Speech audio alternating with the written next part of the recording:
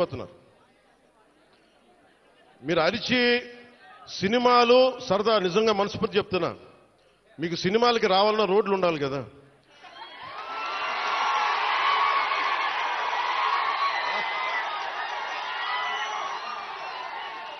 అలాగే మీరు ఉపాధి అవకాశాలు కావాలన్నా డబ్బులు ఉండాలి. డబ్బులు రావాలంటే ఎక్కడి నుంచి చేస్తాం? వెనకాల పెరట్లో చెట్లు కొడితే డబ్బులు వస్తాయా? మనం ఏదో స్కిల్ నేర్చుకోవాలి, ఒక సమర్థత ఉండాలి. దానికోసం మనం సంపూర్ణమైన ప్రయత్నం చేస్తా ఉన్నాం. నేను మీకు ఈరోజు మాటిస్తున్నా, నేను 2017లో చెప్పినప్పుడు మాట ఇచ్చాం, వెనక్కి వెళ్ళాం, నిలబడ్డాం. అలాగే ఈ రోజున ఇంకో మాట ఇస్తున్నాం. గౌరవ ముఖ్యమంత్రి నారా చంద్రబాబు నాయుడు గారి తరపు నుంచి కానీ, కూటమి ప్రభుత్వం తరపు నుంచి కానీ, మన మంత్రివర్గ సహచరులు కానీ, ఎమ్మెల్యేల తరపు నుంచి నేను ఒకటే మాటిస్తున్నా. ఇక్కడికి ఈరోజు వచ్చి రోడ్ల కోసమే రాలేదు నేను. మీ కష్టాలు తెలియాలి, మీ బాధలు తెలియాలి. నేనున్నా ఈ రోజున. అలాగే యువతకి ఉపాధి అవకాశాలు కల్పించాలంటే మీకు ఎలాంటి స్కిల్ మీకు కావాలి, ఇది నేను ఒక 5 సంవత్సరాలు చెప్పట్లా. వచ్చే సంవత్సరం లోపే మీకు ఏమి చేస్తే ఇక్కడ బాగుంటుందో అనేది నేను 3 పర్యాయాలు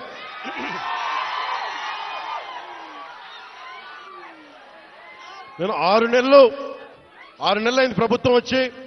ప్రతి 2 నెలలకి నేను మన విజయనగరం జిల్లాలో కానీ, మన పార్వతీపురంలో కానీ, అరకు ప్రాంతాల్లో కానీ, గిరిజన జిల్లాలో కానీ అన్నింట్లో కూడా నేను కనీసం ప్రతి 2 నెలలకి 10 నుంచి 15 రోజులు గిరిజనులతోనే గడపాలి, మన ప్రాంతాల్లోనే గడపాలని కోరుకున్నాను. ఎందుకంటే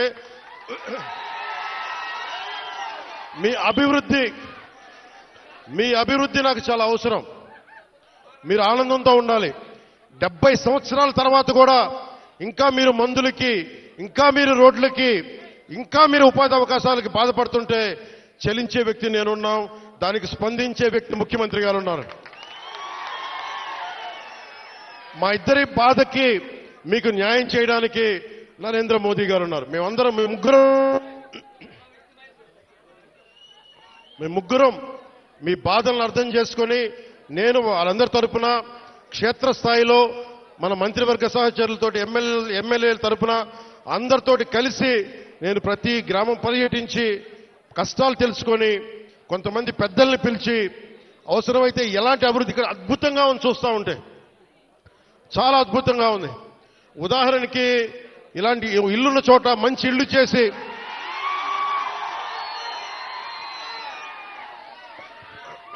మీతో మాట్లాడి, ఇక్కడున్న అందరితో మాట్లాడి,